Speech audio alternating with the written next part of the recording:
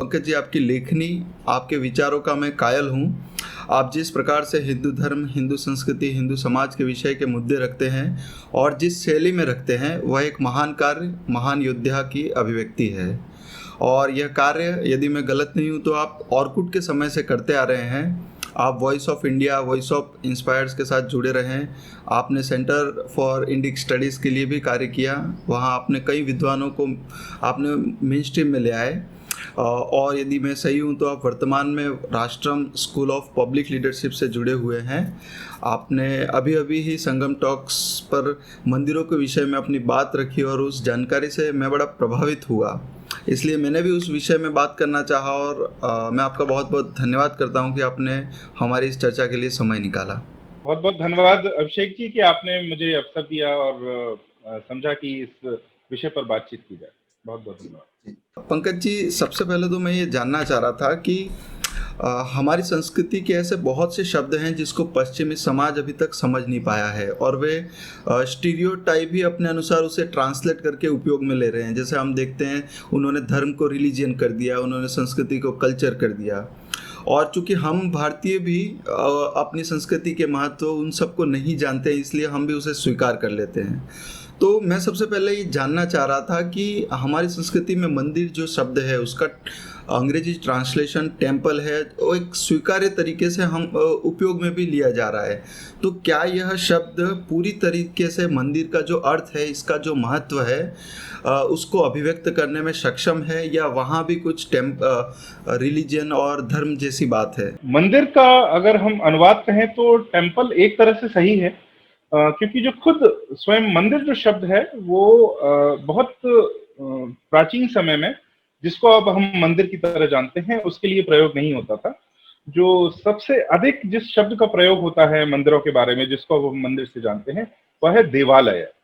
आलय मतलब कोई भवन, और देवता का जो यहाँ निवास हो, देवता का जो घर है, वो देवालय। तो जो सबसे प्रसिद्ध, जो सबसे उपयुक्त शब्द अगर आप कहें कोई है, तो वो देवालय है। जो हमारे सारे आगमों में, सारे शास्त्रों में देवालय शब्द ही बारंबार उसका प्रयोग किया गया है।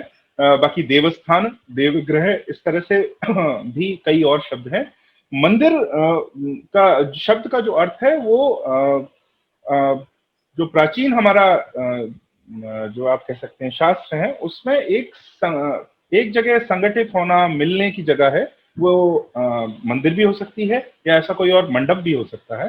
तो मंदिर जिसको हम देवालय कहते हैं वो है, पर ये जो शब्द मंदिर का अर्थ है, ये बाद में ज्यादा प्रचलित हो गया। ये शब्द बाद के समय में ज्यादा प्रचलित हो गया। आप कह सकते हैं उत्तर भारत में ज्यादा प्रचलित हो गया। अगर आप दक्षिण भारत में जाएं तो अभी भी जो संस्कृत का शब्द वहाँ बहुत प्रचलित है वो देवालय है, देवस्थान है।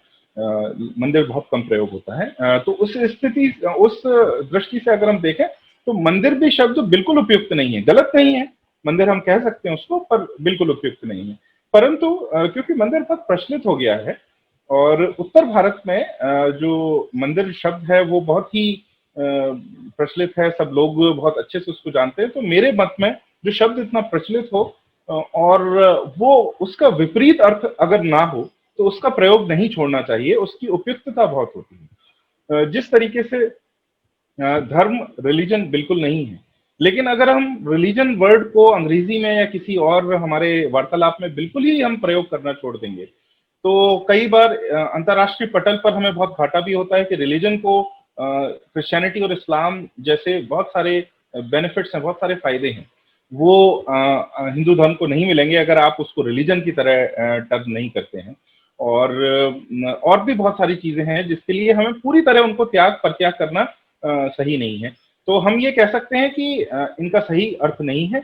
हम हिंदू धर्म, सनातन धर्म बार बार उसको प्रयोग कर सकते हैं। इसी तरीके से जो हिंदू वर्ड है, ये भी कह सकते हैं बहुत प्राचीन नहीं है, या बिल्कुल वेदों में तो नहीं है, और हमारे इसको भारत वर्ष और बहुत सारे नामों से पुकारा गया है, पर हिंदुस्तान या ऐसा कोई जो हिंदू वर्ड है, ये बहुत प्रचलित नहीं है। परंतु इस समय में हम जिनको हम सनातनी कहते हैं, सनातन धर्म के अवलंबी कहते हैं, उनके लिए हिंदू शब्द बहुत प्रयोग में और बड़ा उपयुक्त शब्द है। इसी तरीके से मंदिर बहुत उपयुक्त शब्द है, उसको हमें छोड़ना नहीं चाहिए।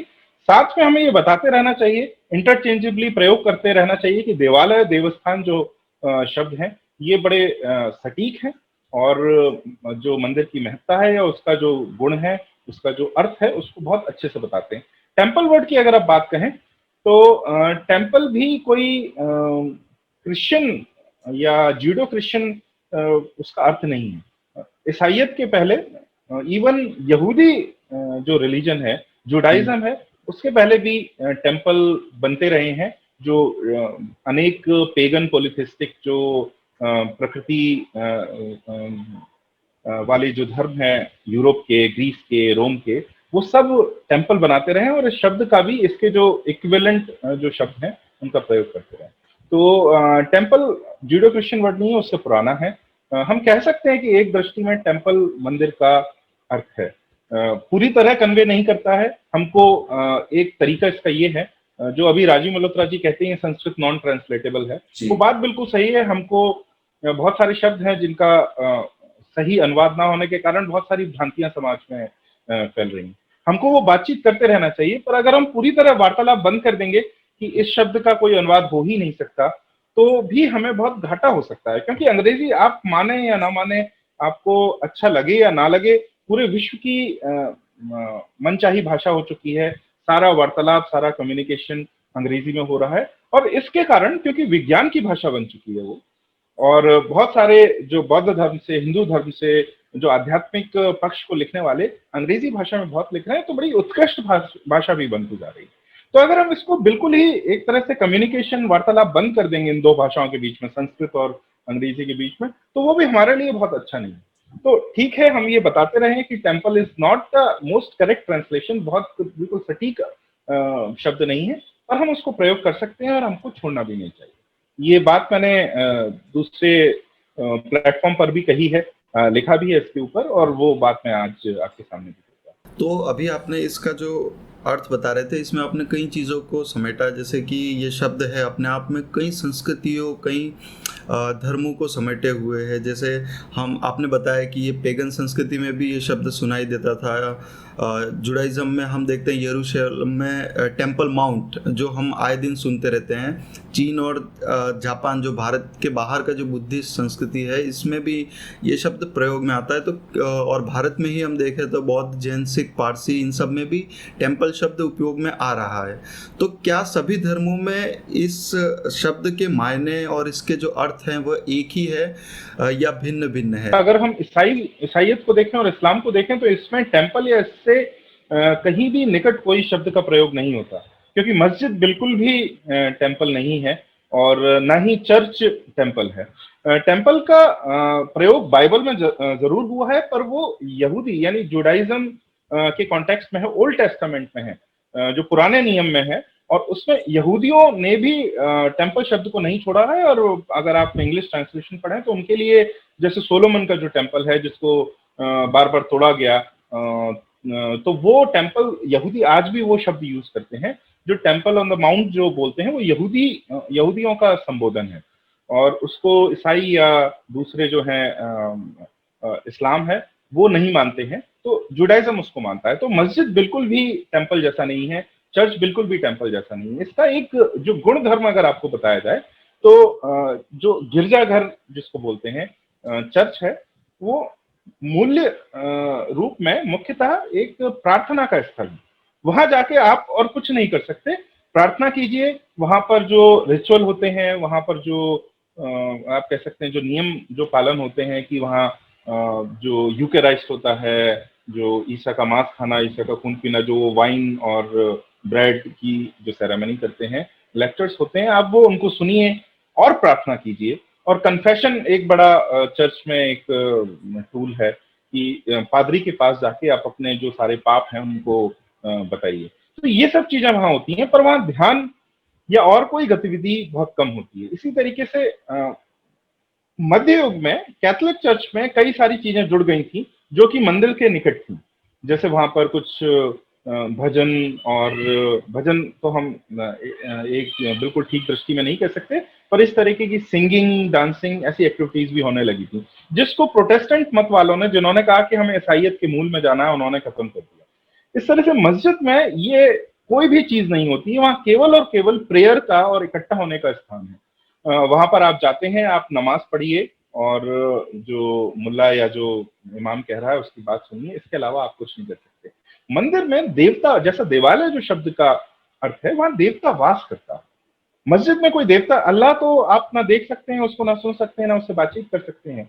और इसी तरीके से जो यहोवा है वो तो चर्च में नहीं आता है। जबकि जब मंदिर, जो देवालय का अर्थ है कि वहां पर देवता स्वयं निवास कर रहा है। जैसे यज्ञ वेदी की जो प्रज्वलित जो अग्नि है, उसी तरीके से जो विग्रह है, उसे मूर्ति कहना इतना ठीक नहीं होगा, जो विग्रह है गर्भगृह के अंदर जो स्थापित है, वो साक्षात देवता है। और जब जो अर्चक है, प्रधान अर्चक है, जो पुजारी है, जब वो आह्वान करते हैं देवता का, तो स्वयं देवता, जैसे यज्ञ में अग्नि प्रज्वलित होती है, प्रकट होती है, उसमें देवता प्रकट होते हैं, उसी तरीके से विग्रह के अंदर देवता प्रकट होते हैं। वहां पर आप केवल प्रे करने नहीं जाते, प्रार्थना कर सकते हैं। हिंदू धर्म में भी प्रार्थना का बड़ा महत्व है। और जब भी हम किसी परेशानी में होते हैं या हम आह्वान कर रहे हैं किसी देवता का, तो उसमें प्रार्थना भी सम्मिलित है। ऐसा नहीं है कि प्रार्थना नहीं है।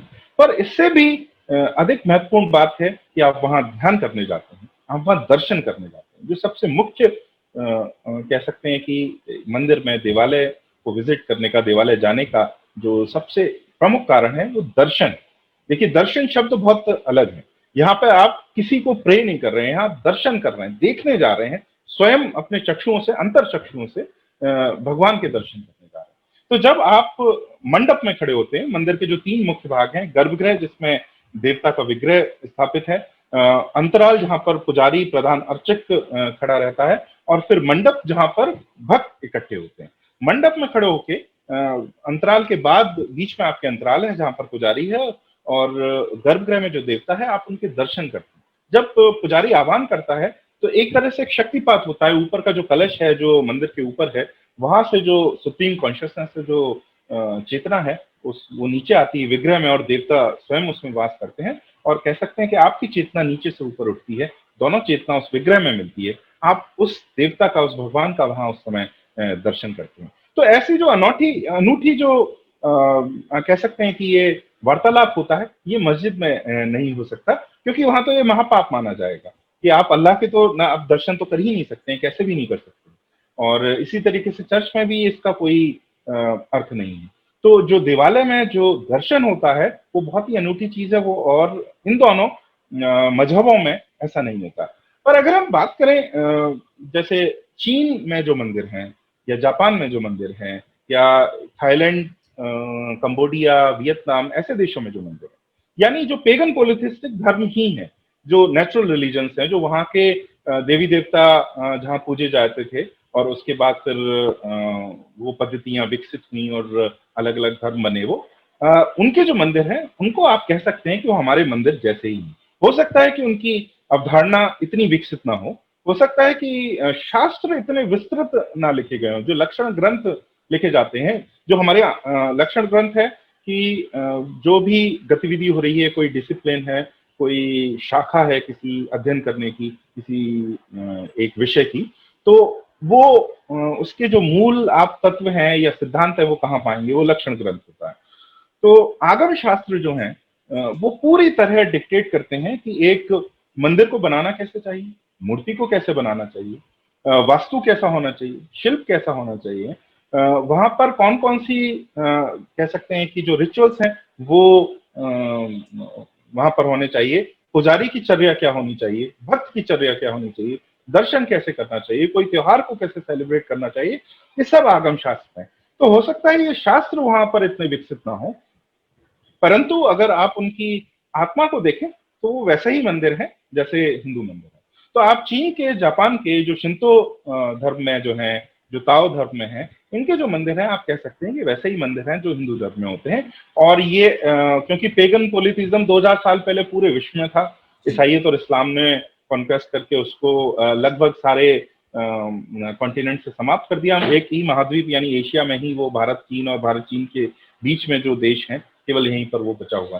तो पहले हर जगह, जो प्राचीन ग्रीस में आप देखेंगे तो वहां पर भी टेम्पल है, वहां पर भी इसी तरीके देवी देवता है। और कई बार तो आप इतना समानता देखेंगे उनके अंदर कि हमारे यहाँ अगर इंद्र है तो उनके यहाँ जूस है, और ऐसे बहुत सारे समान देवी देवता आप देखेंगे। तो वो मंदिर आत्मा में हमारे मंदिरों जैसे हैं। परंतु ये मस्जिद जैसा बिल्कुल नहीं है, ये गिरजाघर जैसा बिल्कुल नहीं है। इतना हमें फर्क, इतना हमें अंतर जो है हमेशा रखना चाहिए। बहुत अच्छी जानकारी दी आपने कि इसका क्या पूरे अर्थ है, इसके क्या मायने हैं हमारी संस्कृति में। दूसरा मैं ये जानना चाह रहा था कि अभी कुछ दिनों पहले मैं गिरमिटियाओं के विषय में पढ़ रहा था। तब मैंने पाया कि ब्रिटिश राज में केवल भारत से ही नहीं, कई देशों से असंख्य लोगों को काम करने के लिए सात समंदर पार ले जाया गया। लेकिन आज जब हम देखते हैं तो केवल हिंदू संस्कृति ही वहाँ मूल स्वरूप में अपना अस्तित्व बचाए हुए है या सक्षम हो पाई है, ऐसा कह सकते हैं। और इसके जब मैं कारण पढ़ रहा था तब ज्ञात हुआ कि एक तो वे भारतीय जब यहाँ से गए तो अपने वहाँ पे वे गए तो उन्होंने प्राथमिकता से मंदिर बनाए। अवश्य ही मतलब उतने भव्य विशाल मंदिर नहीं होंगे, किंतु एक छोटा स्वरूप के किसी वृक्ष के पास वहाँ छोटा मंदिर बनाया, विग्रह स्थापित कर दिया। और फिर वे जब भारतीय दिन भर काम करते थे उसके बाद ऐसे स्थानों पर इकट्ठे होते, वहाँ पे वे रामचरितमानस का पाठ करते, सुंदरकांड करते, त्योहार मनाते। तो और इस कारण से आज हम देखें तो उनके नाम बदल गए हैं, भाषाएं बदल गई है, रंग रूप कद काठी भी बहुत बदलाव आ चुका है उसमें भी, लेकिन फिर भी वे हिंदू संस्कृति से जुड़े हुए हैं। वही हिंदुओं के साथ मतलब यहाँ से बहुत सारे और लोग भी गए थे, जैसे अफ्रीकी श्रमिक भी गए, चीनी श्रमिक भी, लेकिन वे पूरी तरीके से अपनी संस्कृति खो चुके हैं। तो मैं आपसे ये जानना चाह रहा था कि ऐसा क्या है विशेष इन मंदिरों में, या फिर हम कहें तो ये जो ढांचा है कि ये एक पूरी की पूरी संस्कृति को बचाए रखने में भी इतना बड़ा योगदान निभा रहे हैं। अगर हम गिरमिटिया प्रदेश की बात करें तो एक बात हम सब अच्छे से जानते हैं कि जब कोई वस्तु खो जाती है या तब हम उसकी अधिक याद आती है, हम उसको अधिक संजो कर रखते हैं। तो गिरमिटिया जो लोग थे, जब अंग्रेज उनको बंधुआ मजदूर बनाकर भारत से ले गए और कैरिबियन प्रदेशों में त्रिनिदाद टोबैगो, गुआना, सुरिनाम ऐसी नए नए देशों में ले गए जहां पर उनके मूल निवासी ही नहीं बचे थे, जहां पर जंगलों को साफ करके और भारतीयों और अफ्रीकी लोगों को ले जाया जा रहा था कि उनसे मजदूरी करा के, गन्ने की खेती करा के कमाई की जाएगी।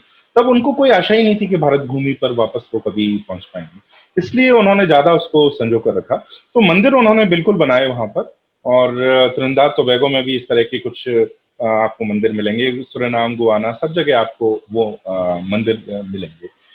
ये तो बात हुई 100-150 साल की। भारत के अंदर भी अगर आप देखेंगे कि मंदिर बहुत बड़ा केंद्र बन गया, लगभग सभी जो महत्वपूर्ण सामाजिक गतिविधियों का। देखिए, सबसे पहले वो एक आध्यात्मिक केंद्र तो है ही। आप एक मंदिर जाते हैं तो सबसे पहले दर्शन के लिए जाते हैं। आपका जो प्रमुख कारण वहां है वो दर्शन के लिए है। बाकी भक्ति है, बाकी प्रार्थना है, बाकी सब है, पर दर्शन जो है वो बहुत प्रमुख कारण है। तो आध्यात्मिक कारण तो मुख्य है ही, पर मंदिर केवल, देवालय केवल आध्यात्मिक स्थान ही नहीं है, ये बहुत सारी चीजों को अपने अंदर संजो कर रखा हुआ है।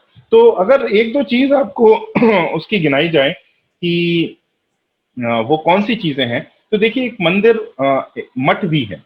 उसका अर्थ ये है कि वहां पर बहुत सारे साधु संत, बहुत सारे जो ऋषि हैं वो वहां पर रहते हैं, विभिन्न ग्रंथों का अध्ययन करते हैं, ध्यान करते हैं, मनन करते हैं। एक मंदिर बहुत पवित्र स्थल है, या एक देवालय जो है वो बहुत ही पहुंचा हुआ स्थान है। वो केवल इसलिए नहीं कि वहां पर एक देवता स्थापित है, वो तो उसका प्रमुख कारण है ही, पर इसलिए भी कि वहां एक से एक ज्ञानी, एक से एक तपस्वी वहां रहकर ध्यान करते हैं और उस स्थान को और पवित्र करते जाते हैं। तो मंदिर इस रूप में एक मठ भी है, एक आश्रम भी है। हर मंदिर के आसपास एक आश्रम होता ही है। मंदिर दूसरी ओर एक शिक्षा अर्जित करने का स्थान है। आप अगर किसी भी प्राचीन मंदिर जाएं जहां पर हिंदू मंदिर की परंपरा बहुत खंडित विखंडित नहीं हुई है, जिस तरीके से अगर आप चिदम्बरम में, तमिलनाडु में नटराज अगर मंदिर में जाएं, तो वहां पर आप देखेंगे कि आप मंदिर में घुसेंगे, उनके उसके गलियारों से निकलेंगे तो आप कई जगह वहां पर बीच में खुला आकाश आता है, खुले प्रांगण आते हैं, वहां पर बड़े बड़े वृक्ष लगे हुए हैं। उन वृक्षों के नीचे आज भी बैठकर वेदाध्ययन हो रहा है या फिर कोई और आगम शास्त्र का अध्ययन हो रहा है। और एक एक शास्त्र बड़ी परंपरागत रूप से गुरु और शिष्य आज भी जिस तरह से 5000 या 7000 साल पहले जिस प्रकार का अध्ययन वेदों के समय में होता था, उसी प्रकार का अध्ययन अभी भी हो रहा है। तो वो एक बहुत बड़ा अध्ययन का स्थल आज भी है। अग्रहार, अगर आपने इस शब्द को सुना हो, तो हर मंदिर के पास एक अग्रहार होता था। अग्रहार का अर्थ है ब्राह्मणों का वो गांव, जहां पर केवल वेदाध्ययन और ऐसी सारी अध्ययन की गतिविधि होती है, जहां पर बहुत सारे ब्राह्मण रहते हैं और वो अध्ययन ही कर रहे होते हैं।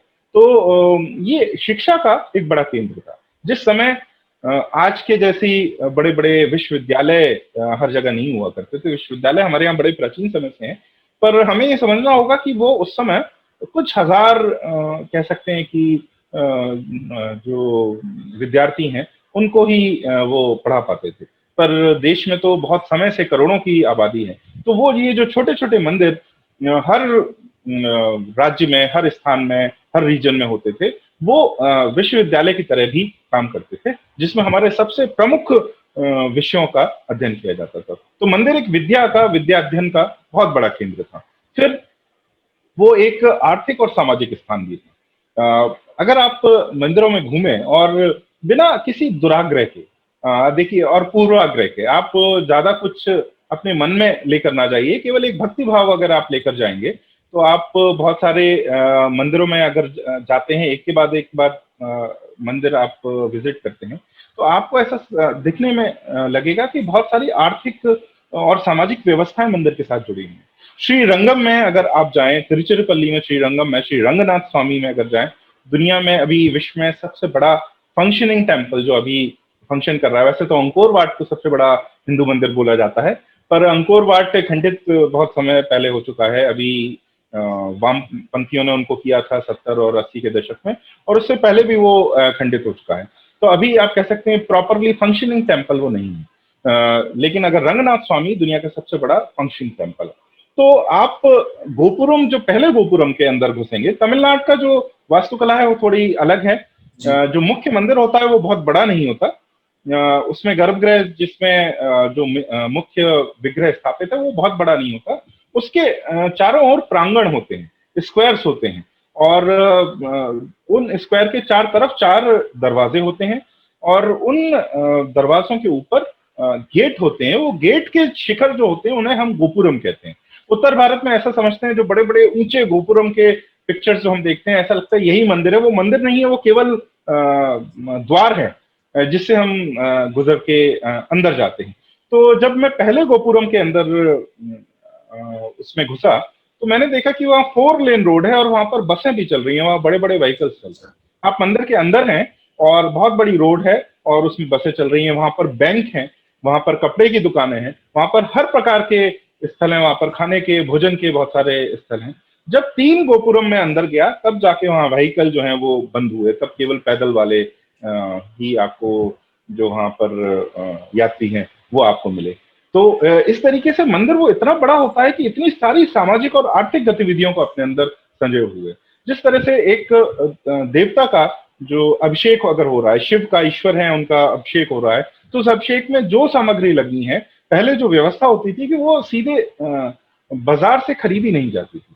अब तो उत्तर भारत में ऐसा व्यवस्था ही नहीं बची कि हम ऐसा पालन कर पाए इस चीज को। पर अगर जो आज भी जो बड़े परंपरागत मंदिर हैं, जो दक्षिण में कई जगह आज भी हजारों साल से अनडिस्टर्ब चल रहे हैं, उसमें ऐसा होता है कि जो जल अभिषेक के लिए यूज हो रहा है, वो उसी कुंड से आएगा जो मंदिर के अंदर है, जिसको कल्याणी या पुष्कर इस तरह से हम बातचीत करते हैं। वो मंदिर का ही एक हिस्सा है। फिर उनके लिए जो दूध दही यूज होता है, तो मंदिर में एक गौशाला है, उन गौशाला के जो गाय हैं उन्हीं से जो निकला हुआ है वो दूध दही वहां पर प्रयोग हो रहा है। उनको पालने वाले लोग वहां पर रह रहे हैं। उनकी जो पोशाक है, उनका जो वस्त्र जो वो पहनते हैं, उन वस्त्र को सिलने वाले भी मंदिर के आसपास या मंदिर में ही कहीं रह रहे हैं, और वो ऐसे वस्त्र भगवान के लिए, ईश्वर के लिए वो बना रहे हैं। इस तरह की बहुत सारी गतिविधियां, उनकी जो पालकी ली जाती है लकड़ी के लिए, उनके जो कह सकते हैं जो फर्नीचर बनता है, और बहुत सारी चीजें जो उनके पूरे पूजा में, अर्चना में और त्योहारों में जो जिनका प्रयोग होता है, वो सब लोग उस मंदिर से ही जुड़े रहते हैं। तो इस तरीके से वो बहुत बड़ा एक सामाजिक आर्थिक केंद्र होता है। मैंने एक विस्तृत अध्ययन किया था कोल्हापुर के श्री क्षेत्र सिद्धिगिरी मठ पर। तो एक मंदिर के अंडर बहुत सारी जमीन होती है जो राजाओं ने और लोगों ने मंदिर को दान की होती है। अब मंदिर उसका प्रयोग ऐसे करता है कि वो किसानों को वो मंदिर जो जमीन है, जो भूमि है, वो खेती के लिए वो दे देते हैं।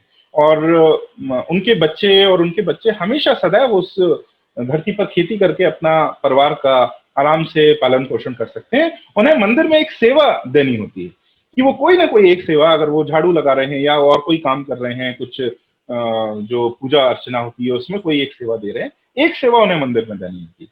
तो जो बड़े धनी लोग हैं या राजा हैं, जिस तरह का दान वो करते हैं, वो दान को वापस से समाज में जो गरीब तबका है उस तक पहुंचाने का वो काम मंदिर बहुत अच्छे से करता है। हर मंदिर में हमेशा अन्न क्षेत्र चलते रहते हैं। अन्न क्षेत्र ऐसे हैं जिसमें कोई भी कभी भी जो भी भूखा है, जिसको भी भूख लगी है, बहुत ही बेसिक फंडामेंटल नीड है हर व्यक्ति की, हर जीव की, कि उसको जीने के लिए कुछ ना कुछ भोजन आवश्यक है। तो आप किसी भी मंदिर में जाएं, वहां हमेशा अन्न क्षेत्र चलता है और आप कोई भी उसमें बैठकर हमेशा खा सकता है। तो इसका भोजन का जो व्यवस्था करने के लिए ऐसा बहुत सारा जो रिसर्कुलेशन है, बहुत सुंदर इकोसिस्टम जो है एक मंदिर वो बिल्ड करता था। तो आप सामाजिक आर्थिक इसके जो आयाम है वो बड़े सारे थे। इसके बाद आप एक और मंदिर का अगर मैं उल्लेख करूं यहाँ पर, तो जो कपालेश्वर मंदिर है, मैं दिसंबर में मैं वहां कई बार जा चुका हूँ दर्शन करने।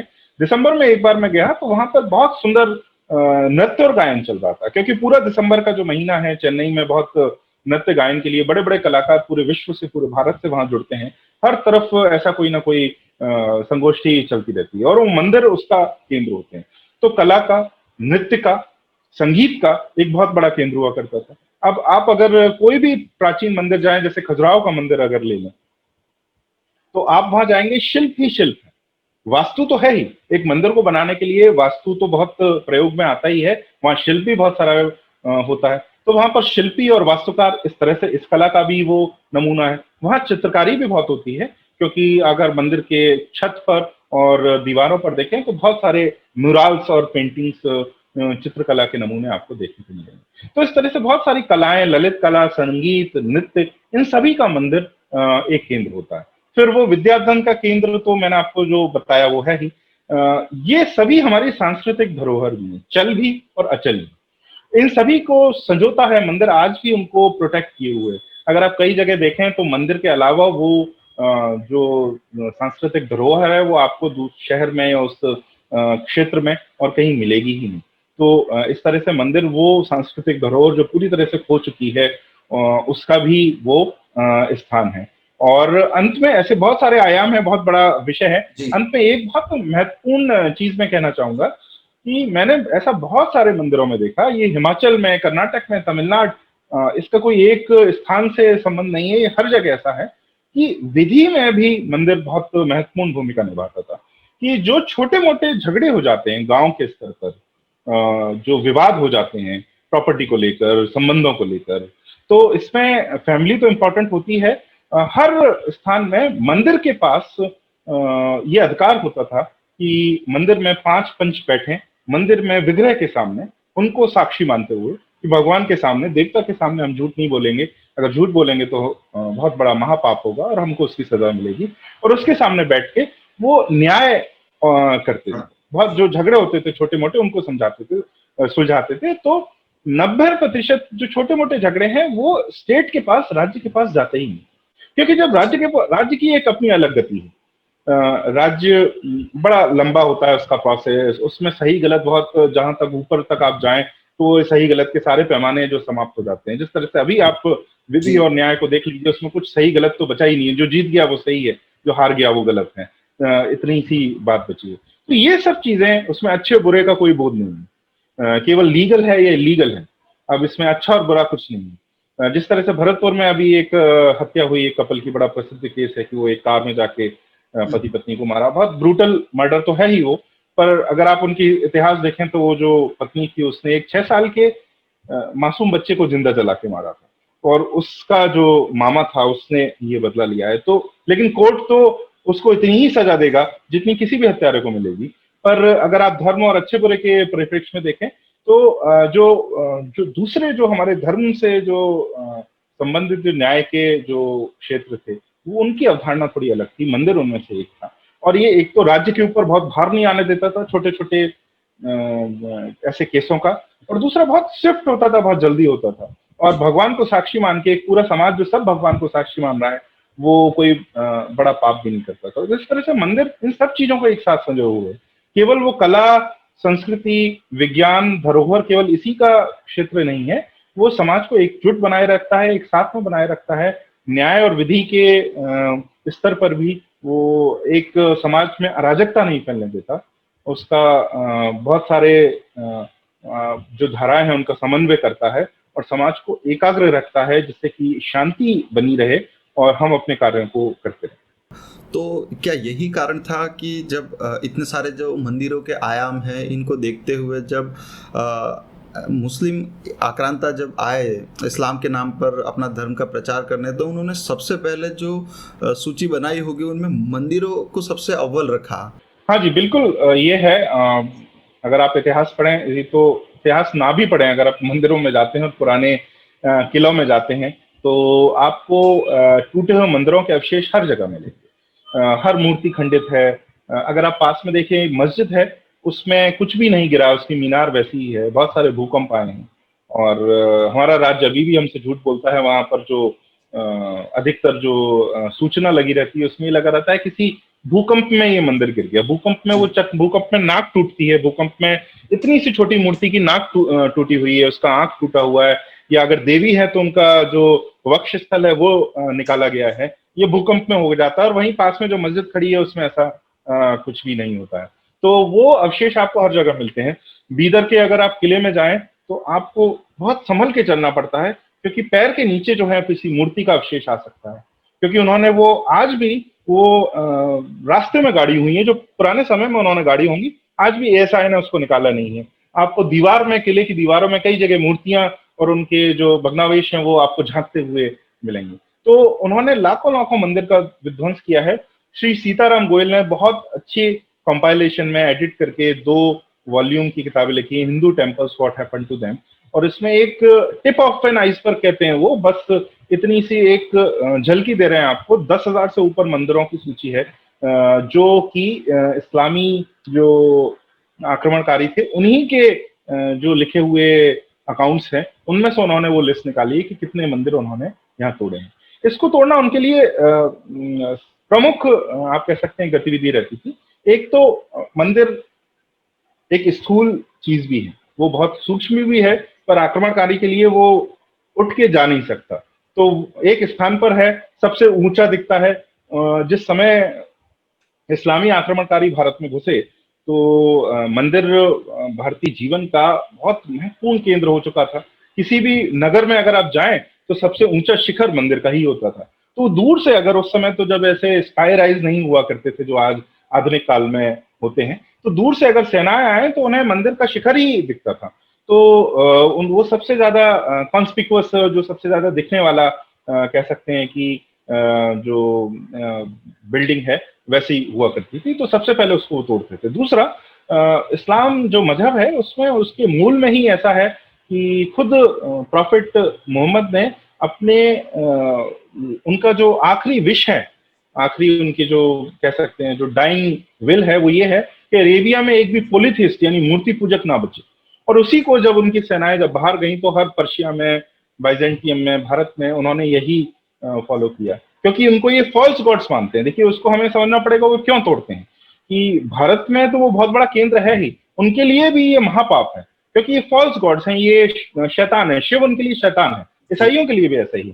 अगर आप कन्वर्जन, कोई जब ये जो बपतिस्मा करते हैं भारत में, तो आप देखिए तमिलनाडु वगैरह में तो बहुत सारे वो जो फेथ हीलर्स हैं और जो कन्वर्ट करते हैं, धर्मांतरण करते हैं, उसमें ये बताते हैं कि जो शिव हैं वो सारे ये तो डीमन हैं और ये तो शैतान है, विष्णु ये तो सब शैतान है और इनकी पूजा जो है हमें छोड़ देनी चाहिए। तो एक तो पहले ये उनके लिए ये शैतान है और उनका तोड़ना उनका मजहब है, तो इसको वो तोड़ते हैं। दूसरा कि भारत में ये ब्राह्मणों का क्षेत्र रहा है और ब्राह्मण उस समय बहुत सारा जो आप कह सकते हैं अध्ययन, विद्याध्ययन, उसको जो वाहक थे वो ब्राह्मण ही थे।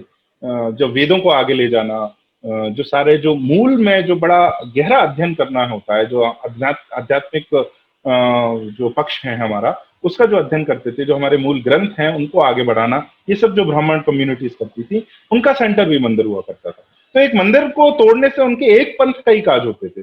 एक तो कि जो ये मूर्ति पूजक हैं उनका जो प्रमुख स्थान है उसको तोड़ दिया गया, वहां पर फिर ब्राह्मणों की हत्या करते थे, और इसके बाद वहां गाय काटते थे, गौशाला होती ही थी तो वो सारी गाय काटते थे। तो उनके लिए जो हिंदू धर्म के जो मुख्य तीन स्तंभ हैं कि मंदिर है, गाय है और ब्राह्मणों का जो सम्मान है, बुद्ध के उसमें भी ये तीन जो बड़े पिलर्स बड़े इंपॉर्टेंट के प्रसंगों में आते हैं। तो वो तीनों तोड़ने से, तीनों को समाप्त करने से, उनको नष्ट करने में उनका बहुत सारा कह सकते हैं कई सारे अर्थ उनके निकलते थे, इसलिए उन्होंने मंदिर को बहुत तोड़ा है। यहां तक कि अगर आप संदीप बालाकृष्णा की मदुरई सल्तनत पुस्तक पढ़ें तो मदुरई, आप मदुरई देखिए, तमिलनाडु में भी बहुत डीप तमिलनाडु में, वहां तक बड़ा विध्वंस हुआ है, वहां तक सल्तनत को स्थापित किया है। पुरी का जो मंदिर है जगन्नाथपुरी का, उसको 16 से 17 बार उस पर आक्रमण हुआ है। वो तो हिंदू कहते हैं कि बार बार मंदिर बनाते थे, बार बार तोड़ते थे, बार बार बनाते थे। और पहले तो क्योंकि डायनामाइट या कोई बहुत बड़ा ऐसा इस तरह का जिस तरह से बामियान के बुद्धों को तोड़ा, इस तरह से कोई उनके पास मॉडर्न टेक्नोलॉजी नहीं थी, इसलिए वो खंडित करके चले जाते थे, वापस हिंदू फिर बनाते थे मंदिर, फिर से जो प्रमुख विग्रह है उसको वापस स्थापित करते थे। पूरे भारत में ऐसा किया, परंतु कुछ हिस्से तो ऐसे रहे, जैसे जो अब जो उत्तर प्रदेश है या पंजाब है, हरियाणा है जहां मैं अभी हूँ, और बिहार, अगर आप पूरा गंगा दुआब, गंगा यमुना जो दुआब लें और बंगाल तक जाएं जाएं जहां पर इस्लामी शासन जो है वो सबसे अधिक और समय तक और डायरेक्टली इस्लामी शासन रहा। मध्य प्रदेश के कई, जहां से मैं मूलतः हूँ, वहां पर कई स्थानों में सीधे इस्लामी या मुगल राजा राज नहीं करते थे, वहां के कोई लोकल राजा है जो उनका वसाल है, इस तरह से राज करते थे। तो लोकल जो राजा है वो अपने किंगडम में, अपने जो राज्य है उसमें तो वो मंदिरों को संरक्षण करता ही था। तो लेकिन ये उत्तर प्रदेश, बिहार, पंजाब, हरियाणा के कई क्षेत्रों के साथ ये नहीं हुआ। तो यहाँ पर जो विध्वंस है वो इतना ज्यादा है, जो ये सेंटर है मथुरा, काशी और अयोध्या जिस प्रदेश में है, वहां आपको शायद ही कोई भूले भटके कोई प्राचीन मंदिर जो है वो मिलता है, वो भी गंगा के जो सिल्ट है, जो बार बार बाढ़ आती है उससे जो मिट्टी से ढक जाते हैं गंगा के किनारे, उसमें से कुछ, जैसे भितरगांव का मंदिर है, जो निबिया खेड़ा का मंदिर है कानपुर के पास, इस तरह के कुछ मंदिर मिलते हैं, और वो भी कोई फंक्शनिंग मंदिर तो बचा ही नहीं। तो उत्तर में वो विध्वंस बहुत तेज हुआ, उसका असर ये भी हुआ कि हमारे यहाँ जो चल संस्थान है उनको बहुत बढ़ावा मिला। जिस तरह से भागवत कथा को कहने की और कथा प्रवचन परंपरा दक्षिण में भी बहुत इंपॉर्टेंट है, बहुत महत्वपूर्ण है, पर उत्तर में तो आप ये समझिए कि वो मंदिर का एक तरह से एक विकल्प सा क्रिएट हो गया, क्योंकि आप एक जगह आए, आप 7 दिन एक कथा कर रहे हैं, अगर कोई आक्रमणकारी आता है तो आपने टेंट उठाया और आप भाग गए और छुप गए और वापस से आप स्थापित कर सकते हैं। तो उत्तर में केंद्र वो जो है कथा प्रवचन परंपरा, वो ज्यादा महत्वपूर्ण और भी महत्वपूर्ण होती चली गई, क्योंकि मंदिरों को बहुत तोड़ा जाने लगा, और इसीलिए इसी के कारण जो इस्लामी आक्रमणकारी उन्होंने इनको टारगेट किया, उनके लिए वो पाप है और हमारे लिए वो बहुत महत्वपूर्ण है। और हमारे जो 2-3 सबसे मुख्य स्तंभ हैं धर्म के, उनका वो केंद्र रहा है। उसको विध्वंस करने से ये स्तंभ भी गिरेंगे और धर्म को निश्चय ही कोई नुकसान तो पहुंचेगा ही। तो ये हमें देखने को मिलता है। मेरा गांव है राजस्थान में, मेरे गांव के पास में ही 4-5 किलोमीटर पे एक शिव मंदिर है, बहुत बड़ा, काफ़ी पुराना मंदिर है। और वहाँ पे जब भी मैं छोटा था जाता था, मैं सारी मूर्तियाँ उधर खंडित पाता था कि वहाँ पे जैसे नंदी है तो उनका नहीं है गला, जो आपने जिस तरह से बताया कि देवियों की जो मूर्तियाँ है तो उनके वक्षस्थल नहीं है, कि नहीं के पैर हाथ, इस तरह से खंडित कर दिया गया। तो और वहाँ का जो परमार वंश की राजधानी हुआ करती थी कभी अर्थुना, और वहाँ के राजा का एक नियम था कि वो भोजन से पहले एक मंदिर की नींव रखता था। तो वो पूरा जो बेल्ट है वो वहाँ पे मंदिर ही मंदिर आपको दिखेंगे, लेकिन सभी खंडित है।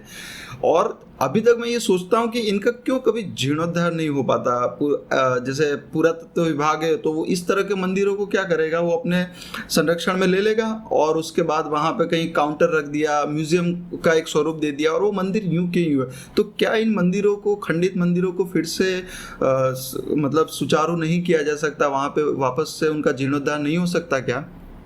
बिल्कुल हो सकता है। हमारे मंदिरों में, हमारे आगम शास्त्रों में, पुराणों में जीर्णोद्धार की व्यवस्था तो दी ही गई है। और बाहर की मूर्तियां अगर जो खंडित है भी, तो जो अगर गर्भगृह की मूर्ति आपने, जो विग्रह है वो वापस से स्थापित आपने कर दिया और नई मूर्ति को स्थापित कर दिया, तो वो मंदिर आप समझ सकते हैं कि पुराने अपने प्रभाव से वापस स्थापित हो सकता है। ऐसा बहुत सारे मंदिरों के साथ हुआ भी है, धीरे धीरे हो भी रहा है। परंतु एएसआई ने उनको, जैसा आपने कहा, संग्रहालय ही बना दिया है, म्यूजियम ही बना दिया है। और इस तरीके से व्यवस्था बनाई जानी चाहिए कि मंदिरों को कम्युनिटी के पास वो वापस आए और उनका फिर से जो है जीर्णोद्धार हो। परंतु इन विषयों पर हमें गंभीर चिंतन की भी आवश्यकता है। कई बार जो लोकल कम्युनिटी जो है, अब धीरे धीरे उनका कह सकते हैं कि ये ज्ञान जो है मंदिर का, वो धीरे धीरे समाप्त होता जा रहा है कि इनकी महत्व, कितना बड़ा महत्व है। और उसमें समाज में हमेशा आपको कुछ ऐसे लोग मिलेंगे जो अपने स्वार्थ के लिए उनको नुकसान भी पहुंचा सकते हैं, मूर्तियां चुरा के बेच सकते हैं। क्योंकि अब जो स्थिति है, जिस पिछले 30-40 साल में हिंदू मंदिरों की जो मूर्तियां हैं, उनको करोड़ों करोड़ों में बिकती हैं यूरोप के काला बाजार में और पश्चिम के काला बाजार में। तो उनसे बचाने के लिए व्यवस्था भी होनी चाहिए। तो राज्य का काम ये होना चाहिए, देखिए राज्य का काम वैसे भी सुरक्षा है, तो मंदिर की सुरक्षा तो बराबर करे। वो हमेशा कोई उसमें कोई क्षति ना पहुंचे, कोई नुकसान ना हो उसको, इसका ध्यान वो बराबर रखे। पर उसका नियमन और उसका जो आप कह सकते हैं संचालन, वो कम्युनिटी के हाथ में होना चाहिए। और इस पर हमें धीरे धीरे विचार करके और कैसे ऐसे संस्थान बनाए जाएं जो अब गायब हो गए हैं, उस पर हमें ध्यान करना चाहिए। दक्षिण के लगभग सभी क्षेत्रों में और पूर्व के कई क्षेत्रों में इसकी आवश्यकता कम है, क्योंकि वहां पर ये संस्थान अभी भी बड़ा लिविंग इंस्टीट्यूशन है, अभी भी जीवंत है मंदिर का जो संस्थान है। महाराष्ट्र में ये फिर से कई जगह वापस से स्थापित कर लिया गया, परंतु उत्तर भारत में, राजस्थान में, ऐसे कई सारे क्षेत्रों में हमें वो संस्थान जो मिस हो गए हैं, अब जो समाप्त हो गए हैं, उनको कैसे, उनका भी पुनरुत्थान कैसे किया जाए, ये हमें देखना पड़ेगा। क्योंकि खाली जीर्णोद्धार से या केवल एक सेरेमनी करके ही नहीं होगा, वो जो संस्थान है उसको भी हमें पुनः स्थापित करना पड़ेगा। इस पर हमें विचार करने की आवश्यकता है। आपने ठीक बात कही, क्योंकि मैं ये देखता हूँ जो मंदिर ठीक ठाक है वहाँ पे किस तरह से वीआईपी एंट्री जैसा ये सिस्टम लगा दिया गया है कि आप अपने भक्तों से भी उनमें भी भेद कर रहे हैं कि कोई वीआईपी एंट्री लेके सीधा दर्शन कर दे रहा है, कोई घंटों घंटों नहीं कर पा रहा है। तो आप इसको भी कैसे देखते हैं? और जो दूसरे जो मंदिर हैं जो मतलब सही नहीं है, जिनको खंडित हैं, उनको म्यूजियम बना दिया गया, तो आप इसे भी कैसे देखते हैं कि पूरा जो स्टेट का जो दृष्टिकोण है व्यापार को लेकर ही है, जो मंदिर उनके लिए कोई दूसरा महत्व नहीं रखते हैं जी, उनको राजस्व से मतलब है और इससे ज्यादा उन्हें कोई कि कितना पैसा कहाँ से आ रहा है, इससे राज्य को हमेशा इससे मतलब होता है। खासतौर से ऐसे राज्यों को जिसके केंद्र में धर्म नहीं है।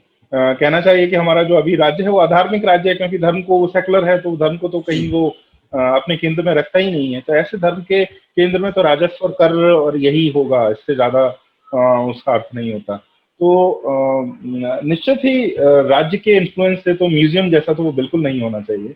परंतु कुछ मंदिर ऐसे हैं जो इतने खंडित हो चुके हैं, कुछ पिलर ही बचे हैं या कुछ स्तंभ ही बचे हैं, वहां पर अगर ऐसा संभव है तो पूरा मंदिर वापस से स्थापित किया जाए, बिल्कुल करना चाहिए। अगर नहीं हो सकता है तो उस समय के लिए वहां पर, कुछ वर्षों के लिए वहां पर वो म्यूजियम की तरह वो रह सकता है।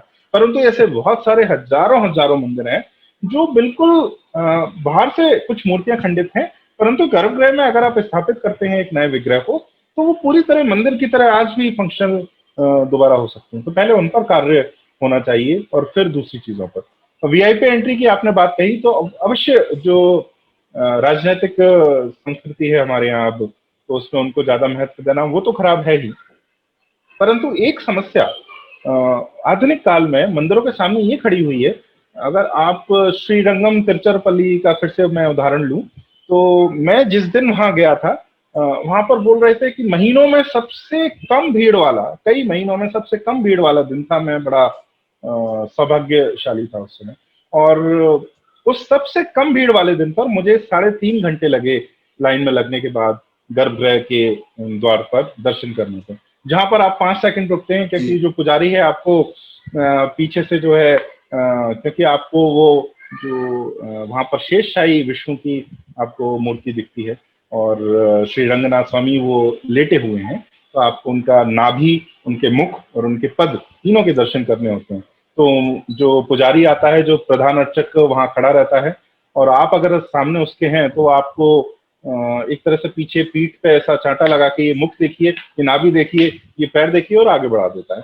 तो अब हम उनको ब्लेम करना तो बड़ा आसान है, उन पर आरोप लगाना बड़ा आसान है, पर अगर देखें कि ये सबसे कम भीड़ वाला दिन था, एक नॉर्मल डे पे कई बार 20-20 घंटे की वहां लाइन होती है, तो इसके बाद उन्होंने क्या किया, भीड़ इतनी हो गई है कि लाखों लोग दर्शन करने के लिए, लाखों भक्त श्रद्धालु दर्शन करने के लिए आते हैं, इसमें वो क्या करें, वो अगर भेदभाव करेंगे तो भी गलत होगा। तो उन्होंने क्या किया है कि एक तो जनरल लाइन है, जो कोई भी भक्त, बिना किसी भक्त के लिए दर्शन के लिए कोई पैसा नहीं है, और आप जाइए लाइन में लगिए और आप दर्शन कीजिए। दूसरी लाइन है जिसमें वो 300 का टिकट काटते हैं, जिसमें अगर आपको थोड़ा जल्दी जाना है तो 300 वाले टिकट में जाइए, और जल्दी जाना है तो 500, और जल्दी जाना है तो 1000। तो इस तरीके से अगर आप में धैर्य इतना नहीं है कि दर्शन के लिए आप ज्यादा नहीं रुक सकते हैं, तो आप कुछ पैसा देकर, कुछ धनराशि देकर आप जल्दी दर्शन कर सकते हैं। मेरे हिसाब से ये खराब नहीं है, क्योंकि एक व्यवस्था तो होनी चाहिए कि 24 घंटे का अगर दर्शन की लाइन है और मैं जल्दी करना चाहता हूं, तो मैं कुछ पैसा देकर और जल्दी कर सकता हूं, और इसमें कोई बाध्यता तो नहीं है। एक जनरल लाइन है जिसमें वो किसी से ये नहीं कह रहे कि आप कर वाली लाइन में ये टिकट वाली लाइन में लगिए। और जो विकलांग होते हैं उन सबके लिए बिल्कुल प्रीमियम दर्शन, बिना किसी लाइन में लगे हो, वो अंदर सीधे गर्भगृह में ले जाते हैं। अगर आपको कोई समस्या है, अगर आप वृद्ध हैं, एक आयु से ऊपर हैं, तो वो ले जाते हैं, इसमें कोई गलती नहीं है। राजनेताओं को ऑफकोर्स, प्रभावशाली व्यक्तियों को कोई प्राथमिकता नहीं देनी चाहिए, पर अगर धनराशि से आपने ये सुविधा प्रदान कर दी कि अगर आपको जल्दी दर्शन करने हैं, तो इसमें मेरे हिसाब से कोई गलत नहीं है, क्योंकि अब भीड़ ही इतनी ज्यादा हो चुकी है कि क्या किया जाए। लाखों लोग बद्रीनाथ में जा रहे हैं, लाखों लोग रामेश्वरम पे जा रहे हैं, तो इससे उनकी समस्या भी बहुत बड़ी है। मैं ये जानना चाह रहा था कि भारतीय इतिहास में यदि हम देखें तो एक संयोजित तरीके से मंदिरों के निर्माण की शुरुआत कहाँ से होती हुई पाते हैं? क्या वैदिक संस्कृति में, या फिर हम हड़प्पा काल की जब बात करें तो क्या इस समय भी मंदिरों के निर्माण की शुरुआत हो चुकी थी? और यदि उस समय हुई थी तो अभी तक के समय में मंदिरों के निर्माण, स्थापत्य शैली, कला इत्यादि में कौन कौन से आमूल परिवर्तन देखने को मिलते हैं? जी, देखिए, अगर हम एविडेंस की बात करते हैं और प्रूफ की बात करते हैं, तो जो सबसे पुराने मंदिर आपको अगर उदाहरण जो मिलते हैं, तो उदयगिरी विदिशा में केव टेम्पल जो हैं, वो लगभग सबसे पुराने हिंदू केव टेम्पल्स हैं। जो सबसे पुरानी गुफाएं जिसमें चैत्य जो है वो बिहार में बोधगया के पास 12 केव्स हैं, वो मिलते हैं। हिंदू मंदिर अगर सबसे पुराने देखें तो जो गुफाएं हैं वो उदयगिरी विदिशा की, जो बड़ी प्रसिद्ध, जिसमें भूवराह का अवतार एक केव पैनल पे दिखाया गया है, और वो बहुत ही सुंदर है, विश्व प्रसिद्ध है। तो वो चौथी सदी से शताब्दी के लगभग कुछ वो बनाए गए हैं, यानी 300 कुछ और 400 के बीच में इन गुफाओं का निर्माण हुआ है। तो सबसे पुराना उदाहरण आपको वो मिलता है। फिर आप जो अगर फ्री स्टैंडिंग टेम्पल हैं, जो अलग से जो मंदिर बने हुए हैं, जो रॉक कट नहीं है, तो कानपुर जिले में भितरगांव में जो मंदिर है वो ईंटों का मंदिर है, परंतु वो सबसे पुराना मंदिर वो मिलता है। गुप्त काल के मंदिर लगभग सबसे पुराने आपको मिलते हैं। जो पहला गुप्त काल का शिखर के साथ मंदिर आपको मिलता है वो देवगढ़ जो है ललितपुर डिस्ट्रिक्ट में है, बिल्कुल बॉर्डर पर बेतवा नदी के किनारे, इस ओर मध्य प्रदेश और उस ओर उत्तर प्रदेश है, और बस बिल्कुल किनारे पर देवगढ़ का मंदिर है, जो छोटा सा मंदिर है, परंतु उस पर बहुत सुंदर शिल्प के नमूने आपको देखने को मिलेंगे। और उसमें शिखर का भी अभी आपको, अब तो वो टूट चुका है, खंडित हो चुका है, पर आपको शिखर उसमें अभी दिखता है। फिर मध्य प्रदेश के कई छोटे छोटे गांव में, जैसे तिगवा में कंकाली देवी का मंदिर है, 5वीं शताब्दी का है। नचना में 5वीं शताब्दी का पार्वती मंदिर है। फिर एरण में जो है वराह का मंदिर है, जो बहुत बड़ा वराह स्टैच्यू 5वीं शताब्दी से मिलता है। उसके आसपास बहुत सारे और भी मंदिरों के आपको अवशेष जो है वो मिलेंगे।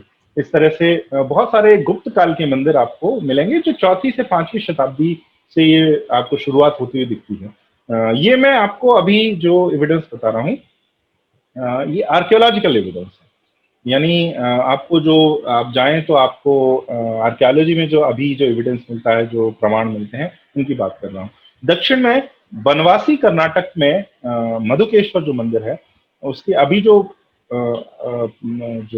प्रेजेंट में जो आप जो मंदिर देखते हैं, जो देवालय देखते हैं, उसकी दीवारें तो कुछ बाद में बनाई गई हैं, पर उसका जो मूल है, उसका जो विग्रह है, और जो उसका जो नींव बनी है वो 4वीं शताब्दी से कही जाती है।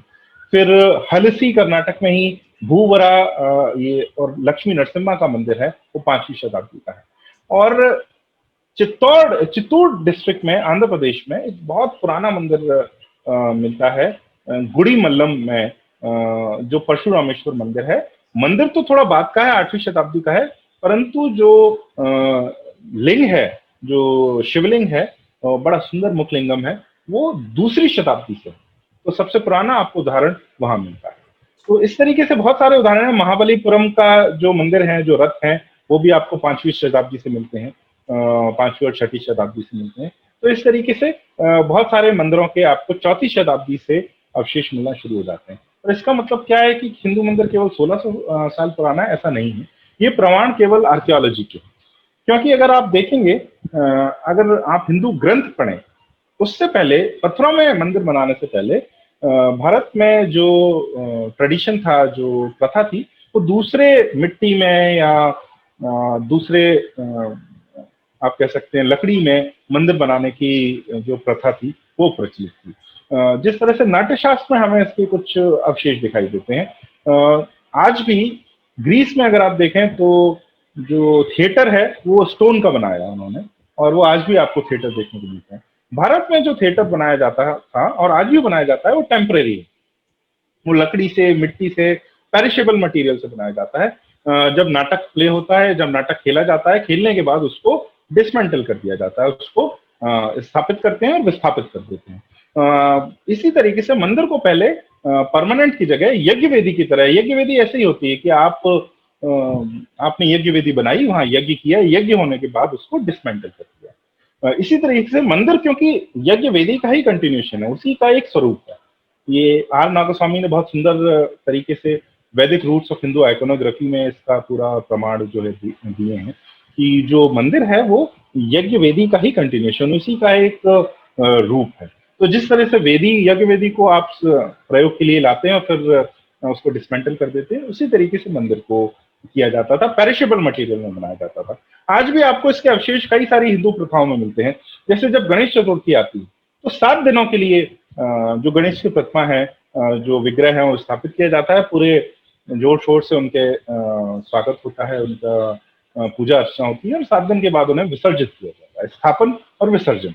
इसी तरीके से देवी को बंगाल में जो देवी पूजा होती है वो भी 9 दिन इसी तरीके से होती है। पहले लगभग हर मंदिर का ऐसा ही जो कह सकते हैं पूजा होती है। ये इसके बहुत सारे प्रमाण मिलते हैं। पहला तो जैसे आप जो पहले मंदिर हैं देवगढ़ में और महाबलीपुरम के जो पंचरथ हैं, जो बड़े बहुत सुंदर हैं, हर किसी को, हर हिंदू को एक बार वहां अवश्य जाना चाहिए, इतना सुंदर वो अनुभव है। तो उनको अगर आप देखेंगे तो जो कि पहले एग्जाम्पल्स में से एक है हिंदू मंदिरों के, सबसे पहले 5वीं शताब्दी, 4वीं शताब्दी के, 6वीं शताब्दी के जो मंदिर है, वो लगभग पूरे फिनिश्ड रूप में, अब आज जो हिंदू मंदिर जैसा बनाया जाता है, लगभग इस रूप में वो आपको देखने को मिलेंगे। तो जब भी हम किसी चीज का विकास करते हैं, उसका एवोल्यूशन होता है, उसका विकास होता है, तो पूरी पूरी बनी बनाई ऐसे तो आपके सामने नहीं आ जाती। उसके कई सारे स्टेजेस आपको एवोल्यूशन की देखने को मिलती है।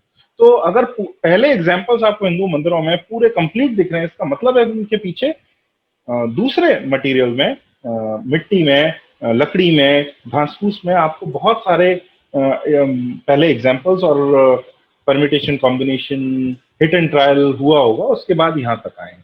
उसके बाद अगर आप हिंदू ग्रंथ पढ़ें तो यास्क के ग्रंथों में, निरुक्त में, निघंटु में आपको जो है मंदिरों का अस्तित्व दिखाई देता है। यानी लगभग 2500 साल पहले आपको ये अस्तित्व दिखाई देता है। ऐसे जो सारे प्रमुख ग्रंथ हैं उसमें देवालय शब्द आपको मिलेगा।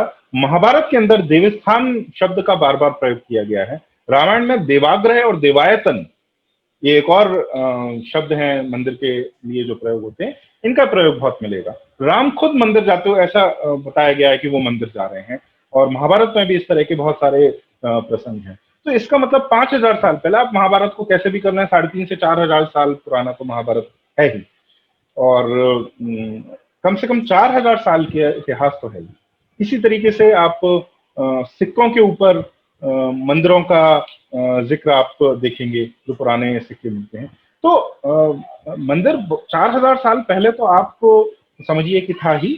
उसका जो प्रेजेंट स्वरूप है, जो आज का जो स्वरूप है, वो बाद में चौथी पांचवी शताब्दी तक आके पूरा कंप्लीट फॉर्म में, पूरे विकसित फॉर्म में, आपको स्वरूप में आपके सामने आता है। तो पंकज जी, ये जो हम जब मंदिर जब देखते हैं उत्तर भारत के और दक्षिण भारत के, तो एक जानकारी के तौर पर आपसे जानना चाह रहा था कि वह कौन सी जानकारी है कि हमको इसमें थोड़े बहुत बदलाव देखने को मिलते हैं, तो ये क्या है, मतलब किस तरह से दक्षिण भारत में जो मंदिर देखने मिलते हैं, हम एक अलग उनकी कला है, अलग शैली, एक अलग स्थापत्य वहां पर देखने को मिलता है, उत्तर भारत में वही अलग है, तो थोड़ा इसके विषय में हम जानना चाह रहे हैं।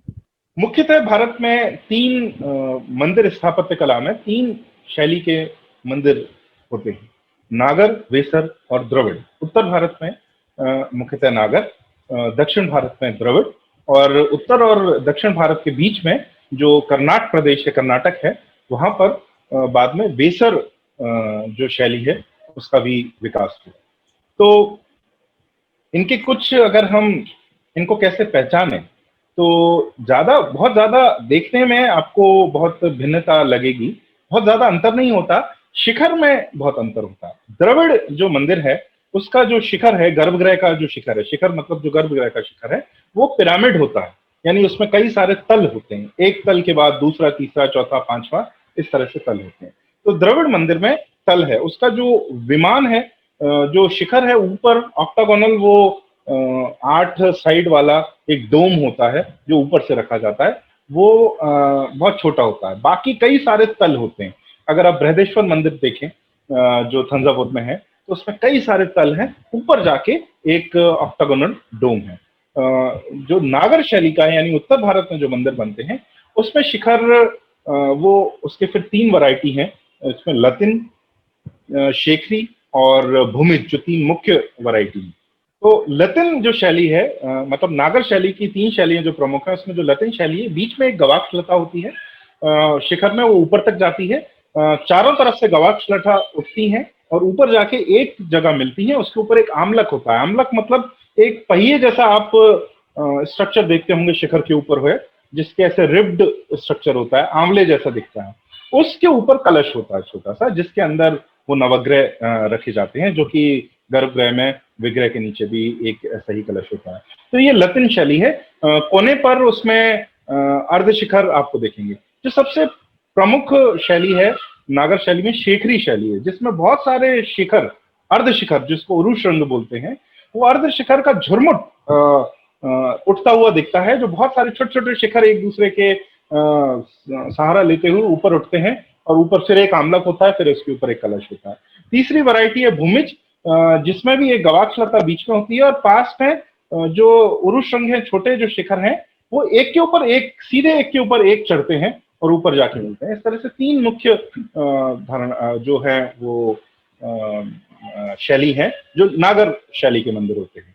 तो मुख्य जो अंतर है नागर और द्रविड़ में, कि द्रविड़ में कई सारे तल होते हैं, जो शिखर है वो ऊपर छोटा सा एक डोम होता है, और नागर शैली में शिखर बहुत बड़ा होता है। गर्भगृह की जो चौकोर जो है, वहीं से वो स्टार्ट हो जाता है, और उसका जो स्ट्रक्चर है और ऊपर तक जाता है, बहुत भव्य शिखर उस तरीके से होता है। तमिलनाडु में जब ये मंदिर बहुत विकसित हो गए, तो गर्भगृह छोटे होते गए, गर्भगृह के शिखर छोटे होते गए, और इस कारण से उन्हें ज्यादा से ज्यादा भक्तों को सम्मिलित करना था। तो मंदिर के चारों ओर एक चौकोर प्रांगण वो बनाने लगे, जिसमें एक परिक्रमा प्रदक्षिणा का पथ होता है और चारों तरफ एक प्रांगण होता है। तो बहुत सारे लोगों को आप सम्मिलित कर सकते हैं। अगर आप दक्षिण भारत के किसी मंदिर में दर्शन करने जाएं, तो आप ऐसे चौकोर बार बार आप परिक्रमा करेंगे, तब जाके आप दर्शन करते हैं, और दर्शन करने के बाद इस तरह के परिक्रमा करते हुए बाहर निकलते हैं, जिसमें आपको कई बीच में मंदिर छोटे छोटे उसमें मिलेंगे। जब और भीड़ बढ़ी, तो एक और प्रांगण उन्होंने उसके बाहर स्थापित कर दिया, फिर एक और, इस तरह से हमें 7 प्रांगण आपको दिखते हैं, जो तिरुचिरापल्ली के श्री रंगनाथ स्वामी मंदिर में आपको दिखते हैं, तिरुवनमलई में बहुत सारे प्रांगण हैं, मीनाक्षी मदुरई में बहुत सारे प्रांगण हैं। तो इस तरीके से आपको वो बहुत बड़े हो गए, पर उनका मुख्य जो शिखर का स्ट्रक्चर है, जो डिस्टिंक्शन है, वो यही है कि दक्षिण भारत के शिखर में तल होते हैं, और उत्तर भारत में सीधे शिखर जो गर्भगृह की दीवारें हैं वहां से शुरू हो जाता है, अर्ध शिखर झुरमुट लगाते हुए ऊपर बढ़ते हैं। वेसर में इन दोनों शैलियों को थोड़ा मिलाया हुआ है। आप उसके जो कुछ नमूने हैं सोमनाथपुर के चन्न केशव मंदिर में आप देख सकते हैं, जिसमें तल है और शिखर उन दोनों के को मिलाया गया है बीच में। वो कर्नाटक में बहुत सारे ऐसे मंदिर हैं जो चालुक्यों के मंदिर जो बांधे गए हैं, और जो होयसड़ मंदिर है बड़े सुंदर, बेलूर का जो चन्न केशव मंदिर है, जो हरियाणा के और बहुत सारे मंदिर हैं वो इस शैली में बनाए गए हैं। ये तीन मुख्य शैली हैं। इसके बाद पहाड़ी शैली जो है, जो हिमाचल और उत्तराखंड में आपको दिखती है, वो नागर ही शैली है। और नागर शैली में ऊपर एक क्षत्र होता है, जिस तरह से जब बर्फ गिरती है तो बर्फ पूरे मंदिर पर ना ढकते हुए ऊपर एक लकड़ी का या लोहे का क्षत्र होता है जिसके ऊपर वो आकर रुक जाती है, तो मंदिर नीचे बचा रहता है। ये पत्थर वाले मंदिर हैं। कुछ लकड़ी के मंदिर बनते हैं जो पैगोडा स्टाइल मंदिर होते हैं, जिसमें स्लोपिंग रूफ्स होती हैं, टाइल्स होते हैं, चारों तरफ, जैसे केरला के अगर आप मंदिर देखें उस तरह के मंदिर होते हैं, जो भी बर्फ को और अर्थक्वेक्स को, भूकंपों को, उसका सामना करने के लिए वो बने हुए हैं। तो हिमाचल जो है और उत्तराखंड में आपको उस प्रकार के मंदिर दिखेंगे। अगर आप कोस्टल कर्नाटका, जो परशुराम क्षेत्र है, यानी पूरा जो कोंकण है, कोस्टल कर्नाटका और केरला आप देखेंगे, तो इसमें भी आपको तमिलनाडु जैसे मंदिर देखेंगे कि बीच में गर्भगृह है और प्रांगण है, बहुत सारे, एक के बाद एक के बाद एक, कई बार दो तीन। परंतु इसमें जो स्ट्रक्चर होता है वुडन ज्यादा होता है, क्योंकि वहाँ का जो बहुत सारे जंगल हैं, बहुत सारी लकड़ी है और बारिश बहुत होती है, तो स्लोपिंग रूफ्स है, जो झोपड़ी जैसा स्ट्रक्चर, टाइल्स जैसा स्ट्रक्चर आपको दिखेगा, और बहुत सारे प्रांगण होते हैं। बड़ा ही सुंदर वहां पर भी, जो जैसे श्री कृष्ण मठ उडुपी का जो है वो बड़ा प्राचीन मठ है और बहुत समय से वहाँ परंपराएं चली आ रही हैं। बहुत सुंदर मंदिर है वहां पर। अभी भी जो त्योहार जिस तरह से मनाए जाते हैं, 1200 साल पुराने, 1300 साल पुरानी पद्धति से ही ये सब मनाए जाते हैं। बहुत अच्छा आपको वहाँ स्ट्रक्चर मिलेगा। तो ये स्ट्रक्चर में आपको एक और दिखता है। फिर बंगाल में पहले तो नागर शैली में ही बनाते थे, शुद्ध नागर शैली में, पर दिल्ली सल्तनत और मुगल काल में वो सारे मंदिर नष्ट कर दिए गए। उसके बाद फिर से मंदिर जो बांधे गए, जो विष्णुपुर में आपको दिखते हैं, टेराकोटा टेम्पल्स हैं, यानी ईंट के बनाए हुए हैं, और वो लाल बिल्कुल मिट्टी के आपको दिखते हैं। टेराकोटा में ही शिल्प वहां बनाया गया है। वो स्लोपिंग रूफ से जो बंगाल झोंपड़ी का स्ट्रक्चर है वो आपको दिखता है। थोड़ा सा इन्फ्लुएंस इस्लामिक स्ट्रक्चर का भी उसमें दिखता है, परंतु वो मुख्य जो बंगाल का जो जैसी जलवायु है, वहाँ बारिश बहुत है, रोज होती है बहुत महीनों तक, तो उस तरह से उसके अनुसार वो बनाए गए हैं। तो वैसे मंदिर आपको दिखते हैं। ये मुख्य डिवीजन है। तीन वैसे तो है, नागर, वेसर और द्रविड़, और इसके बाद कुछ कोस्टल जो टेम्पल्स हैं, पहाड़ी मंदिर जो हैं, और जो बंगाल के विष्णुपुर के जो अलग से मंदिर हैं। कश्मीर में आपको जो दिखते हैं वो भी नागर शैली है, उस पर कुछ ग्रीक इन्फ्लुएंस आपको दिखता है। पेडिमेंट जो एक तिकोना स्ट्रक्चर जो है, क्योंकि वो अफगानिस्तान के पास थे, और अफगानिस्तान में जब अलेक्जेंडर का, जब सिकंदर का आक्रमण हुआ था, तो कुछ इन्फ्लुएंस वहाँ के स्थापत्य और वास्तुकला के वहाँ पर आपको दिखते हैं। ये प्रमुख शैलियां जो हैं आपको देखने को मिलेंगी पूरे भारत पर।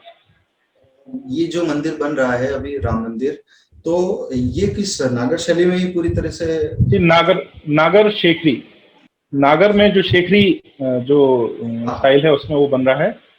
थोड़ा सा भिन्न है वो, मैंने उस पर एक आर्टिकल भी लिखा है, थोड़ा सा भिन्न है, लेकिन वो मुख्यतः नागर शैली में ही बन रहा है। अंत में मैं ये जानना चाह रहा था, जब हम मंदिरों की इतनी सारी जब बातचीत कर रहे हैं, इतनी जब जानकारियां, तो हाल ही में हमने देखा कि तमिलनाडु से फ्री और हिंदू टेम्पल्स का एक मूवमेंट चला, अभी भी चल रहा है। तो इसके विषय में थोड़ी जानकारी हम चाह रहे थे हमारे दर्शकों के लिए, साथ ही इसकी आवश्यकता क्यों है और कैसे सभी हिंदू इसमें सहभागी हो सकते हैं। एक तो हमारे शास्त्र हमेशा ये कहते हैं कि मंदिरों को, देवालयों को मुक्त होना चाहिए, खासतौर से राज्य के अधीन नहीं होना चाहिए। राज्य उसमें सम्मिलित हो सकता है, यानी वो मंदिर बांध सकता है, मंदिर बनवा सकता है, उसमें दान कर सकता है, उसमें व्यवस्था का देख सकता है, उसकी रक्षा और सुरक्षा कर सकता है, परंतु उसका नियमन वो नहीं कर सकता। ऐसा हमारे जो शास्त्र हैं वो इसमें बहुत एक मत होकर ये बोलते हैं। तो पहले तो उनको अलग होना चाहिए, उनको स्वतंत्र इसलिए होना चाहिए कि ये जो राज्य है, अभी जैसा मैंने पहले बताया कि अधार्मिक राज्य है, मतलब धर्म उसके केंद्र में नहीं है, वो उस मंदिर को एक स्ट्रक्चर की तरह देखता है या राजस्व कर के दृष्टिकोण से देखता है। और जो हिंदुओं का दान का खासतौर से जो पैसा है, जो सारा धन है, वो हिंदू समाज और धर्म के पुनरुत्थान में लगने की बजाय वो हर प्रकार के पॉलिटिकल करप्शन और इस तरह के चीजों में वो लगता है। और कह सकते हैं क्योंकि सरकार हज की सब्सिडी, अलग अलग, अब तो हज की सब्सिडी नहीं है पर परंतु लड़कियों की पढ़ाई उनके और इस तरह से बहुत सारे अलग कार्यक्रमों में वो देती है। जो माइनॉरिटी संस्थान है वो ऑटोनॉमस है, यानी उनको पूरा अधिकार है खुद अपना नियमन करना, खुद अपना संचालन करना, और वो हिंदू मंदिर कोई नहीं है। तो केवल हिंदू मंदिरों के संग ये दुभाती होती है, मस्जिद के साथ नहीं, गिरजाघर के साथ नहीं। वो तो स्वतंत्र हैं कि उन्होंने एक बार जहां गिरजाघर बना लिया, वो लैंड, उस जमीन पर एक तरह से भारत सरकार का भी कोई अधिकार नहीं चलेगा। और जिस जमीन पर वक्फ बोर्ड आ गया और उसने कोई मस्जिद या इमाम बाड़ा बना लिया, उस पर किसी सरकार का भी कोई जोर नहीं चलेगा। परंतु मंदिर जो है पूरी तरह अधीन है। तो पहले तो ये बहुत ही दोयम दर्जे का व्यवहार है हिंदुओं के साथ। दूसरी ओर मंदिर का स्वतंत्र होना उस इकोसिस्टम को बनाए रखने में बहुत महत्वपूर्ण है। जिस तरह से मैंने आपको इकोसिस्टम का बताया कि किस तरह से वो सामाजिक, आर्थिक, न्याय, विधि और बहुत सारे चीजों को समेट के रखता था। तो उनकी जो जमीन होती थी मंदिरों की, वो मंदिरों की जमीन थी और उस पर सदियों से किसान जो है वो खेती करते थे, जो एक सेवा प्रदान करते थे मंदिरों में। अब जो टेनेंट एक्ट आया भारत का, उसने ये कह दिया कि अगर कुछ अमुक वर्षों तक कोई एक व्यक्ति बिना कागजात के एक जगह, एक स्थान पर रहता है, तो वो उसको लीगल डीड उसकी हो गई, यानी वो जमीन उसके नाम हो गई। एक झटके से बिना सोचे हुए कि इन मंदिरों की व्यवस्था क्या थी, ये कौन सी व्यवस्था थी, वो उस एक एक्ट ने वो सारे जो लैंड है वो परमानेंट रेसिडेंट जो वहां पर रहते थे उनको बना दिया। वो एक झटके में मंदिरों का वो ब्यूटीफुल इकोसिस्टम है वो टूट गया। कई बार वो जो मंदिर का जो कल्याणी होती है, मंदिर का जो कुंड होता है, वो प्राइवेट प्रॉपर्टी में चला गया। लोगों ने उसमें मिट्टी भर के उस पर जमीन या बिल्डिंग्स बनानी शुरू कर दी, और इस तरीके से वो बहुत सुंदर जो टेम्पल इकोसिस्टम है वो डिस्ट्रॉय हो गया। और अधिकतर मंदिरों में ऐसा ही हुआ। इसके बहुत सारे आयाम हैं। ये अगर आप इंडिक कलेक्टिव और टी.आर. रमेश जी या साईं दीपक जी के अगर व्याख्यान सुनेंगे तो उसमें आपको बहुत विस्तार से सारे पक्ष देखने को मिलेंगे। तो ये एक मेरे दृष्टिकोण से क्या महत्वपूर्ण है मंदिरों का स्वतंत्र होना, तो हाँ बिल्कुल महत्वपूर्ण है और उनको होना चाहिए, क्योंकि धर्म के पुनरुत्थान में, धर्म को संजोए रखने में, धर्म को बचाने में उनका बहुत महत्वपूर्ण स्थान है, और इसमें राज्य का हस्तक्षेप नहीं होना चाहिए। और इसमें हम सभी हिंदू क्या भूमिका अदा कर सकते हैं? अभी तो जो चेतना फैलाना है, क्योंकि दक्षिण भारत में तो फिर भी ये चेतना काफी अच्छे से फैली हुई है कि मंदिरों को स्वतंत्र होना चाहिए और वे नहीं है, परंतु उत्तर भारत में ये चेतना बहुत कम है।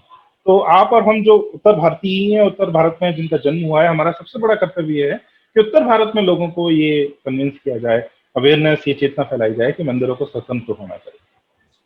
ये सबसे पहला काम। जी पंकज जी, आपका बहुत बहुत धन्यवाद। आपने बहुत ही महत्वपूर्ण जानकारियां हमारे साथ रखी, अपना मूल्यवान समय निकालकर।